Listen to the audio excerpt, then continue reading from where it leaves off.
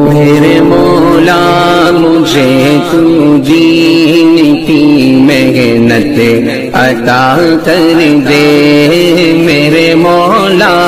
مجھے تو دین کی محنت عطا کر دے، تیرے راستے۔ السلام علیکم ورحمۃ اللہ وبرکاتہ۔ میرے محترم بزرگوں، میرے عزیز ساتھیوں، میرے بچوں، ہم سب کتنے خوش قسمت آدمی ہیں۔ ہم سب کے لیے اللہ نے اپنا دین دیا ہے، ہم سب کے لیے ایمان کی دولت دی ہے۔ اللہ ہم سب کو ایمان کی جو ہمارے لیے دولت دی ہے اس کی قدر کرنے کی توفیق نصیب فرمائے۔ دنیا کی سب سے نایاب دولت وہ ایمان کی دولت ہے، اور ہم جیسوں کے لیے اللہ نے بے مانگے ایمان کی دولت دی ہے۔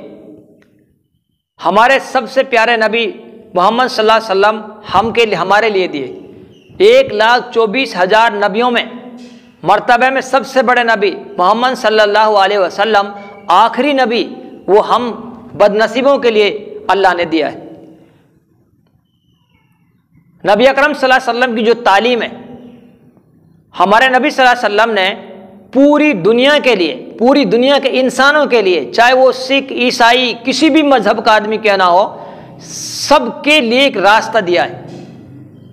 ایک صحیح راستہ دیا ہم سب کے لیے کہ آپ اس راستے پہ اگر چل کر آؤ گے تو اس راستے سے دنیا میں بھی سکون آئے گا، آپ کے سماج کے اندر سکون آئے گا، آپ کے گھروں میں برکتیں آئیں گی، آپ اس دنیا سے سکون کی زندگی گزار کے جاؤ گے، اور اوپر کی زندگی میں بھی جا کے آپ کو سکون کی زندگی نصیب ہوگی۔ یہ ہمارے نبی صلی اللہ علیہ وسلم نے طریقہ ہم سب کے لیے دیا، لیکن آپ صلی اللہ علیہ وسلم اس دنیا سے دین کو دے کر مکمل کر کے چلے گئے۔ اب اس دین کی ذمہ داری ہم سب پہ، جو نبی اکرم صلی اللہ علیہ وسلم نے، جو صحاباؤں نے جو پیغام دے کر گئے دنیا سے، اس پیغام کو دنیا کے کونے کونے تک پہنچانا، دنیا کے ایک ایک انسان تک لے کر جانا، ان کو پہنچانا، ان کو سمجھانا، ان کو برائیوں سے روکنا، ان کے لیے اچھائی کے لیے کہنا، یہ ہم سب کی ذمہ داری ہے۔ آج جو اصل مدعا ہے، میوات علاقہ میوات وہ میوات ہے جو پوری دنیا کے اندر میواؤں کے نام سے جانی جاتی ہے۔ اس میوات سے پوری دنیا کے اندر دین کی جو دوبارہ شروعات ہوئی، حضرت الیاس رحمۃ اللہ علیہ نے جو محنتیں کی، اور اس محنت کے بعد جب نتیجہ آیا سامنے تو میوات کے چند لوگ کھڑے ہوئے اور انہوں نے جو محنتیں کی ہیں، اسی محنت کی برکت سے، اس میوات کے ذریعے سے بہت سارے ملکوں میں اس ملک کو جانا جاتا ہے۔ اس میوات نے ساری دنیا کو امن کا پیغام دیا، اس میوات نے ساری دنیا کو چلنا سکھایا، اس میوات نے دنیا کے لیے بہت ساری دولتیں دی۔ لیکن بدنصیبی آج کہ ہماری کمی کی وجہ سے ہم لوگوں نے محنت کو چھوڑا، تو ہمارے جو نئے طبقے کے بچے ہیں، ہمارے جو نئے آنے والی جو نسل ہے، یہ کس راستے پہ جائے گی، اس پر ہمیں سوچنا ہے۔ یوں تو آج بہت ساری برائیاں پیدا ہو گئی ہیں، اور یہ برائیاں میوات میں ہی نہیں ہیں، یہ ہر اسٹیٹ میں، ہر جگہ یہ برائی موجود ہے۔ لیکن دکھ اس بات کو ہوتا ہے جس میوات نے پوری دنیا کے لیے ایک امن کا راستہ دیا ہو، اور جس میوات کے لیے لوگ ترستے ہوں دیکھنے کے لیے، اس میوات میں چھوٹی سی برائی بھی بہت بڑی برائی محسوس ہوتی ہے۔ آج جو اصل مدعا ہے، میں جس مدعے پر بات کرنا چاہ رہا ہوں، پوری میوات اگر ایک بڑی آفت میں جکڑی ہوئی ہے، اور وہ آفت، وہ مصیبت، وہ اس کا درد تو سب کو ہے، اس کا درد تو سب کو ہے، پوری میوات کے آدمیوں کو، لیکن کوئی بتاتا نہیں ہے۔ وہ کیا ہے؟ وہ پوری میوات کے اندر دہیج کا معاملہ ہے۔ آج پوری میوات کے اندر، رشتوں کے اندر جو بگاڑ ہو رہے ہیں، آئے دن لڑکیاں جو مر رہی ہیں، آئے دن لڑکیاں جو زہر کھا رہی ہیں، یا ان کو مارا جا رہا ہے، یا ان کو ٹارگیٹ کیا جا رہا ہے، اس کے پیچھے کہیں نہ کہیں دہیج کا ہی معاملہ ہے۔ ہم نے سنا کہ دہیج کے ذریعے سے 2 گھر برباد ہو رہے تھے، لیکن ابھی ہم نے سنا کہ اب 3 گھر بھی برباد ہونے لگے۔ ہمارے حضرت مفتی سلیم صاحب ساکرس، جنہوں نے اس میوات میں اس مشن کو اٹھایا، دہیج کے معاملے کو، اور بہما گام سے شروعات کی تیزی کے ساتھ،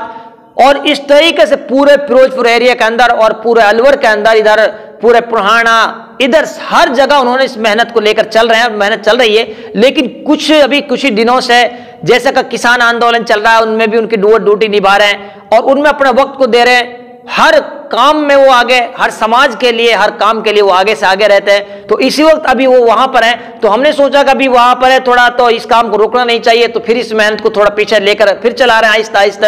الحمدللہ ہمارا حضرت کی عمر میں برکت نصیب فرمائے، ان کی ایک سوچ، ایک کڑھن، ایک لگن جو ان کے دلوں میں، حضرت مفتی سلیم ساکرس کے جو دل میں کڑھن ہے، وہ کڑھن دہیج کی ایک۔ آج میوات کے اندر کتنا پیسہ ہمارا ویسٹ جا رہا ہے، اگر اس پیسے کو ہم شادی کو شادی کر کے، دہیج کو لین دین کو ختم کر کے اگر ہم شادی کر دیں تو ہمارا کتنا پیسہ ہمارے پاس بچے گا، اس پیسے سے ہم اپنے بچوں کو صحیح تعلیم دے سکیں گے، دنیاوی بھی دے سکیں گے، آخرتی بھی دے سکیں گے۔ تو دہیج کا جو میں بات کر رہا ہوں کہ دہیج سے 2 گھر اب برباد ہوتے تھے، اب تیسرا گھر بھی برباد ہونے لگا ہے۔ وہ اگر آپ ٹریکٹر یا گاڑی دیں گے تو ادھر سے اس کا بھی گھر برباد ہے، کیونکہ وہ مہر اس کو اتنا لے جانا پڑے گا، اور اس وہ دے گا تو اس کے برابر وہ کر لے گا، دونوں سائڈ سے برباد ہو رہے ہیں۔ اب مثال کے طور پر آپ نے ایک گاڑی دے دی، ایک گاڑی آپ نے دی تو اس گاڑی کا آپ نقصان دیکھیں، اس کے 50,000 روپے کے کاغذ بنیں گے، پھر اس کی قیمت گھٹتی آئے گی، اس طریقے سے تو آپ دیکھیں کہ اندازہ سوچیں کہ کتنا بڑا نقصان، جس آپ نے مہر زیورات کو جو بڑھایا ہے، اور اگر ان کو آپ نے بڑھا کر آپ بازار سے کچھ ہی دور لے کر آئے، پھر دوبارہ بیچنے کے لیے جائیں گے تو وہ کتنا میں بکے گا، یہ آپ سوچیں کتنا بڑا نقصان۔ اور پھر ان کو کچھ دن کے بعد میں ان پہ لڑائیاں جھگڑا شروع ہو جاتے ہیں، کبھی اس کے ماں باپ نے ان کو رکھ لیا، کبھی اس نے اس کو ادھر رکھ لیا، ادھر کے جب جھگڑے، کبھی انہوں نے یہ نہیں کیا، کبھی انہوں نے یہ کیا، اور اس طریقے سے اس لڑکی کی، اس بیٹی کی زندگی نرک میں گزرتی ہے اس دہیج کے کارن۔ تو 2 گھر تو یہ، تیسرا گھر وہ ہے جو ان کے بھاتی ہیں، بھات بھرنے والے، انہوں نے کہا کہ ہمیں اتنا پیسے دینے، 20 لاکھ روپے، 10 لاکھ روپے، 5 لاکھ، 10 لاکھ ہمیں دینے اس کی شادی میں، تو ان پر بھی یہ دباؤ ڈالا جاتا ہے کہ جو بھات بھرنے والا ہے کہ اتنے کے بھات ہو تو آپ آ جانا، اگر اتنے کا بھات نہیں ہے تو آپ مت آنا۔ یہ قوم کہاں جا رہی ہے؟ آج ہمارے گھروں کے حالات، 6 بھائی ہیں، 1 بھائی کا انتقال ہو جاتا ہے، اور 5 بھائی جب اس کے بچے روتے ہیں، اس کی بیوی روتی ہے، تو کہتے ہیں، اس وقت میں سب کہتے ہیں کہ گھبرا نہیں، جب تو ایک تمہارا 1 باپ تھا، آج ہم 5 باپ تمہارے ہیں بچوں کے لیے، کہتے ہیں، اس تسلی دیتے ہیں۔ اور جب کچھ وقت گزرتا ہے، جب بھات کا معاملہ آتا ہے، تو اسی کی اس راڑ بیوہ عورت سے کہتے ہیں، جو اپنی پیلسن پر زندگی گزارتی ہے، جو 2 پیسے پر زندگی گزارتی ہے، اس سے کہتے ہیں کہ تو بھی برابر کی حقدار ہے، ہمیں 10 لاکھ، 2 لاکھ، 1 لاکھ روپے ہمیں بھات میں دینا ہے، تو بھی برابر کی دے دے، تو بھی حقدار ہے۔ یہ قوم کہاں جا رہی ہے؟ میرے نوجوانوں، اللہ کی رضا کے لیے آپ اس دہیج جیسی لعنت کو ختم کر دیں، اور جو شادی جن کی نہیں ہو وہ اپنے دل میں ٹھان لیں، اپنے ہاتھوں سے کما کر کھلائیں گے، اپنے ہاتھوں سے فریج خریدیں گے، اپنے ہاتھوں سے موٹر سائیکل کما کے خریدیں گے۔ ارے دوسرے پہ نگاہ کرنے والوں، تم بھکاری ہو، مانگنے والا بھکاری ہوتا ہے، دوسرے کی چیزوں پہ نگاہ کرنے والے بھکاری، جو بھکاری ہوتا ہے اس کی زندگی میں کبھی برکت نہیں ہوتی، اس کی زندگی نرک میں گزرتی ہیں۔ چھوڑ دو اللہ کی رضا کے لیے۔ آپ صلی اللہ علیہ وسلم نے شادی کو شادی کر کے دکھایا۔ ابھی جو آپ دیکھیں گے کہ آپ بھی کہتے ہیں کہ آپ صلی اللہ علیہ وسلم نے اپنی بیٹی کو کچھ دہیج وغیرہ دیا تھا، آپ نے بات کو سمجھا نہیں، کچھ کتابوں میں غلط لفظ لکھے گئے کہ آپ صلی اللہ علیہ وسلم نے حضرت فاطمہ کو تکیہ چکی وغیرہ دی، ایسا نہیں ہے۔ آپ سمجھیں، ایک مثال کے طور پر ایک ہماری بہن ہے، اگر وہ راڈ ہو جاتی ہے تو وہ ہمارے پاس رہنے لگی، اس کے بچہ لڑکا ہے، اور ایک میری اپنی بیٹی بھی ہے، تو اب مجھے شادی کرنی ہے تو میں اپنی لڑکی کا رشتہ اسی لڑکے سے کر دوں گا۔ تو یہی معاملہ ہوا۔ حضرت علی رضی اللہ تعالیٰ عنہ آپ صلی اللہ علیہ وسلم کے پاس رہ رہے ہیں، ان کی کفالت کر رہے ہیں، ادھر اپنی بیٹی فاطمہ ہے، تو حضرت علی سے کہا کہ علی